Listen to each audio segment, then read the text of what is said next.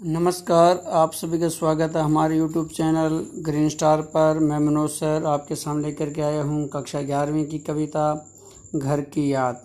इस कविता के कवि भवानी प्रसाद मिश्र जी हैं। इस कविता में उन्होंने ये जो कविता है 1942 के आंदोलन के समय कारावास में रहते हुए लिखी थी। तो घर की याद जो कविता है कवि ने 1942 के आंदोलन के समय जेल में रहते हुए लिखी थी। कवि जो भारत का आंदोलन चल रहा था अंग्रेज़ों को भगाने के लिए, भारत छोड़ो आंदोलन, उसमें भाग लेने के कारण उनको जेल की सज़ा हुई थी और कारावास में ही यानी जेल में कवि को अपने घर की याद बहुत आती थी। उसी भावना को उन्होंने अपनी कविता में ढाल दिया। इस कविता में घर के मर्म का उद्घाटन किया गया है कि घर में क्या क्या हो रहा था। कवि अपनी कल्पनाओं में उसको बता रहा है। कवि को जेल प्रवास के दौरान जो घर से विस्थापन की पीड़ा उसको दुख देती थी, उनको पीड़ा सालती थी, उसी पीड़ा को उन्होंने इस कविता में व्यक्त किया है कि कवि कह रहा है कि जब वो जेल में था और घर पे उसका कैसा माहौल है, घर की जब याद आ रही है, पिताजी कैसे होंगे, माताजी कैसे होगी, इसी को उन्होंने इस कविता में दर्शाया है। तो आइए शुरू करते हैं आज की हमारी कविता घर की याद। काफ़ी बड़ी कविता है, 2 या 3 वीडियो में ये पूरी होगी। तो इसके कुल 27 यानी 27 इसके वो हम कह सकते हैं कि इसके पद्यांश हैं 4-4 लाइन के। तो आइए शुरू करते हैं। शुरू करने से पहले आप हमारे चैनल को लाइक करें, सब्सक्राइब करें, ये काम आप सबसे पहले करें। तो आइए शुरू करते हैं व्याख्या। आज पानी गिर रहा है, बहुत पानी गिर रहा है, रात भर गिरता रहा है, प्राण मन गिरता रहा है। कवि क्या कह रहा है? पानी गिरने वर्षा होना कि आज खूब वर्षा हो रही है, खूब पानी बरस रहा है और रात भर पानी गिरता रहा है। और ऐसे माहौल में, ऐसे वातावरण में मेरे मन में, मेरे प्राण में घर की याद में घिर गए हैं, उनमें घर की याद आने लगी है। प्राण मन गिरता रहा का अर्थ क्या? यहाँ पर मुझे घर की याद आने लगी है। घर की याद के लिए प्राण और मन उसके व्याकुल हो रहे हैं। तो बिल्कुल आसान सी कविता है, जैसी है वैसी ये थोड़ा सा उसमें हमें व्याख्या इसकी होगी।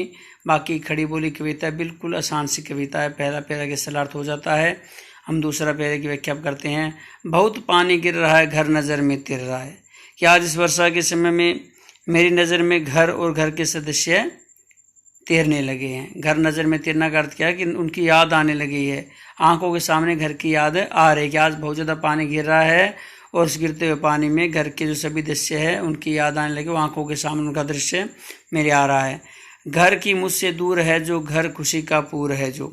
आगे कवि कह रहा है कि वह जो घर वो मेरी दृष्टि में बहुत दूर है और जो घर वो खुशियों का भंडार है, खुशी का पूर के खुशियों का भंडार है। लेकिन दुर्भाग्य यह है कि आज कवि उन सब से दूर, घर से दूर, उन खुशियों से दूर जेल में यानी कारावास में बैठा हुआ है और उन खुशियों में वो सम्मिलित नहीं हो सका है। के बाद कवि कह रहा है कि उसको जेल में बैठे हुए घर की याद आ रही है और वर्षा हो रही है। नेक्स्ट तीसरा जो हमारा पद है उसका सरलार्थ। घर के घर में 4 भाई, मायके में बहन आई बाप के घर, हाय रे परिताप के घर। परिताप का अर्थ होता है दुख। आगे कवि कह रहा है, कथन है कि उसके घर में 4 भाई हैं और उसकी जो बहन है वो सभी विवाहिता हैं और विवाहिता बहनें माता पिता से मिलने के लिए उनके घर आई होंगी। बहन आई बाप के घर, हाय रे परिताप के घर, कि बहन जब अपने पिताजी के घर आई है तो उसके वहाँ आने पर बहुत बुरा लगा होगा क्योंकि उसका जो भाई है वो जेल में है, इसलिए वो घर जो है दुखों का घर बन गया होगा। तो कवि कह रहा है कि उसके 4 भाई है और उसकी बहन है वो मायके में अपने पिताजी और सगे समझ से मिलने आई है और जब बहन आई है तो उसको जो पिता का घर है वो दुख का घर लगता है क्योंकि उसका भाई जेल में गया हुआ है। अगला पैरा। घर के घर में सब जुड़े हैं, सब के इतने कब जुड़े हैं।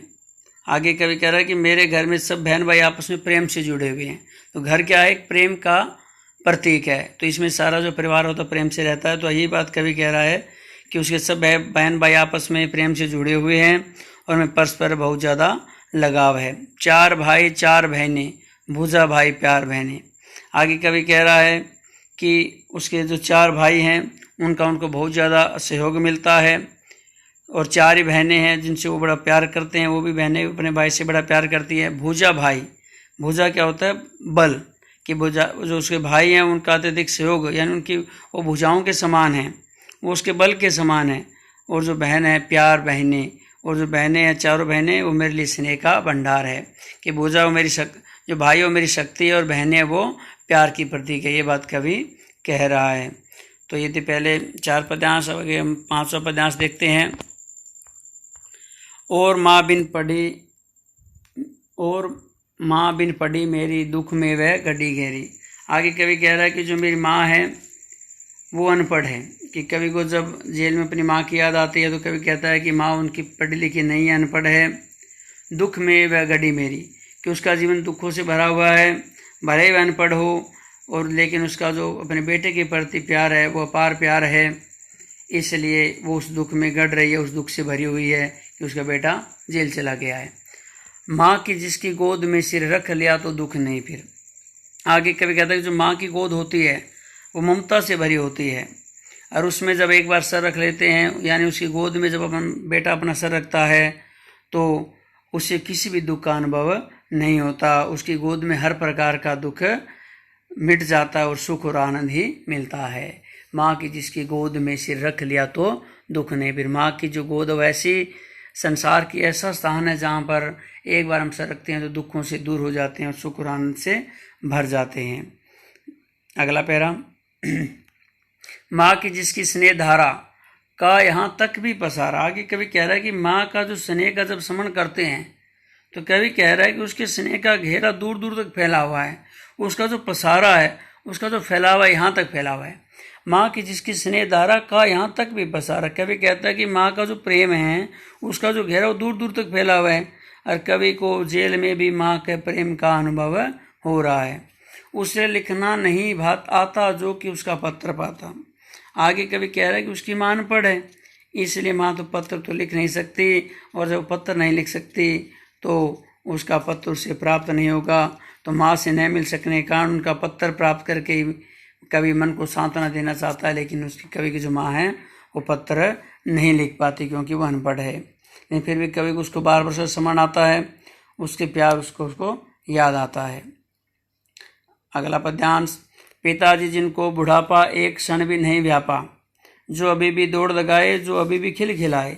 आगे बोला कवि जो कारावास में है कि वहाँ बैठे बैठे जब घर की याद आती है, जो पिता की याद आती है, पिता की स्मृति उसे आती है, तो कवि कहता है कि उनके पिताजी को जो बुढ़ापा है वो आज तक उनको बुढ़ापा एक क्षण भी उनके पास नहीं आया है। व्यापा मैंने तो उनके पास आना, कि पिताजी आज भी जैसे जवानी में व्यक्ति जीता है ऐसे वो जी रहे हैं, उनको बुढ़ापा अभी तक उनके पास नहीं आ रहा है।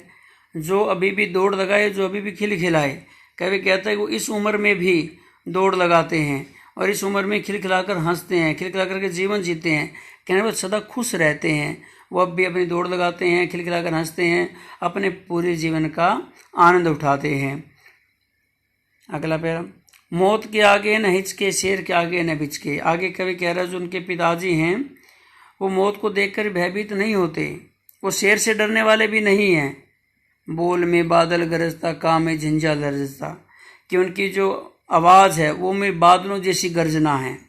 काम में झंझा लरजता, झंझा करता तूफान, और जो काम करते हैं वो तूफान की गति से करते हैं। कवि कहना क्या चाहता है, उनके पिताजी कभी भयभीत नहीं होते, वो शेर की तरह जीवन जीते हैं, शेर की तरह किसी से डरते नहीं, और उनकी आवाज़ में बादल जैसी गर्जना है, और हर काम तूफान के साथ यानी बड़ी तेज गति से कर लेते हैं। तो ये 8 पैरे हो गए हैं। आगे 9वां जो हमारा पद्यांश है। आज गीता पाठ करके दंड 260 करके। आगे कवि कह रहा है जब उनको पिता की याद आती है, पिता के विषय में वो सोचते हैं, तो वो कहते हैं कि उनके पिताजी आज गीता पाठ करके और 260 दंड बैठक लगा करके अपना जो जीवन है वो हर रोज़ का उनका जो जीवन है उनका रूटीन है, कि आज कभी कह रहा है कि आज भी उन्होंने गीता पाठ किया होगा, आज भी उन्हें हर दिन की तरह 260 दंडक उठक बैठक लगाए होंगे, खूब मुकदर हिला हिला कर मूठ उनकी मिला लेकर। कि उन्होंने जो मुकदर है, जो पहलवान लोग जिसमें अपने शरीर को गर्म करने के लिए या उसको अभ्यास करने के लिए हिलाते हैं, वही बात यहाँ कभी कह रहा है कि वो भी मुकद्दर को घुमा घुमा करके और उसकी मूठ को मिलाते हुए व्यायाम करते हैं और अब नीचे आए होंगे और व्यायाम करते होंगे। तो उनके जो रोज़ की दिनचर्या थी वो गीता पाठ कर रखते हैं और वो रोज़ 260 जो दंड वो लगाते हैं और मुकद्दर हिला ला करके उसको मूठ मिला करके अपना जो व्यायाम है वो करते हैं।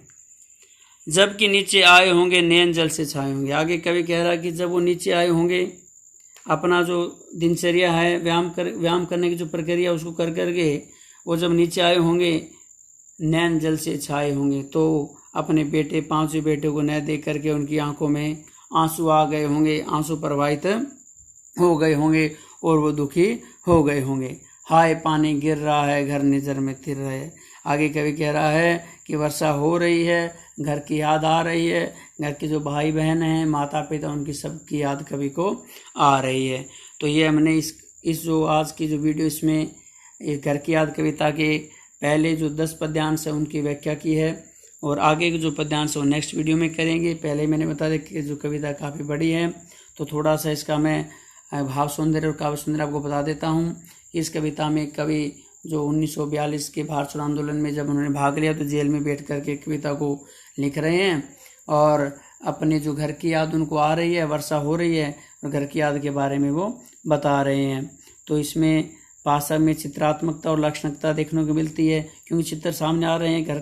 घर में कैसा कार्य हो रहा है कवि आंखों के सामने उनको प्रस्तुत कर रहा है। शब्द योजना अत्यंत सार्थक और प्रसंगानुकूल है, भाषा सरल है, प्रभावमयी है और भाव व्यक्ति जो है वो पूरी तरह सक्षम अच्छी है और खड़ी बोली का इस कविता में प्रयोग किया गया है। ये तो इसका भाव सौंदर्य का उसमें मैंने बताया है। आज के इस वीडियो में इतना ही। तो आगे जो इसके जो हमारे इसके अगले जो पद्यांश हैं जो रहते हैं वो नेक्स्ट वीडियो में आपके सामने फिर लेकर के आएंगे।